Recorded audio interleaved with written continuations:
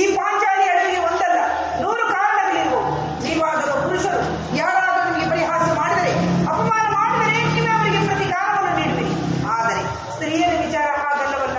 ಅನ್ನ ವಸ್ತ್ರಗಳಿಗಾಗಿ ಬೇರೆಯವರಲ್ಲಿ ಬೇಡಿಕೊಳ್ಳಬೇಕು. ಹೇ ಪರಮಾತ್ಮ, ಈ ಪರಾಧೀನ ಸ್ತ್ರೀ ಜಾತಿಯನ್ನು ಏಕೆ ನಿರ್ಮಿಸಿದೆ ದೇವ?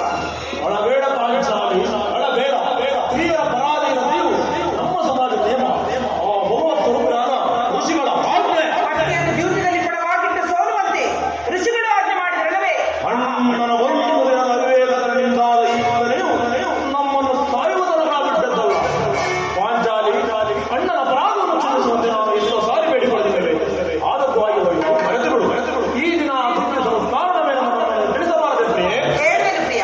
ಆ ದಿನಗಳಿಂದ ಆಗುವ ಪ್ರಯೋಜನವಾದರೇನು? ಎಷ್ಟೇ ಆದರೂ ನೀನು ನಿನ್ನ ಅಣ್ಣನ ಈಗ ನಾನು ಯಾರಾಗಲ್ಲ. ಹಾಗಾದರೆ ಕೇಳು ಪ್ರಿಯ, ಈ ದಿನ ಹಸ್ತಿನಾಂಬೆಯ ಮಂದಿರಕ್ಕೆ ದೇವಿ ದರ್ಶನಕ್ಕೆಂದು ಹೋಗಿದ್ದೆ. ಅಲ್ಲಿಗೆ ದುರ್ಯೋಧನ ಪತ್ನಿ ಭಾನುಮತಿ ಬಂದಿದ್ದಳು. ಆಕೆಯು ನನ್ನನ್ನು ನೋಡಿ ಪರಿಹಾಸ್ಯ ಮಾಡುತ್ತಾ, ನಿನ್ನ ಪತಿಗಳು 5 ಗ್ರಾಮವನ್ನು ಬಿಡಲು ದೂತರನ್ನು ಕಳುಹಿಸಿರುವರು, ಇನ್ನೇನು ಸಂಧಿಯಾಗುವುದು, ಆಗಲಾದರೂ ಈ ನಿನ್ನ ಬಿಚ್ಚಿದ ಮುಡಿಯನ್ನು ಕಟ್ಟುವೆ ತಾನೆ ಎಂದು ನನ್ನನ್ನು ಕಂಡು ಪರಿಹಾಸ್ಯ ಮಾಡಿದರು. ಏನು ದುರ್ಯೋಧನ ಪುನಃ ಸಂಧಿಯ ಆಗ ನಮ್ಮ ತಂದೆ ಯಾರು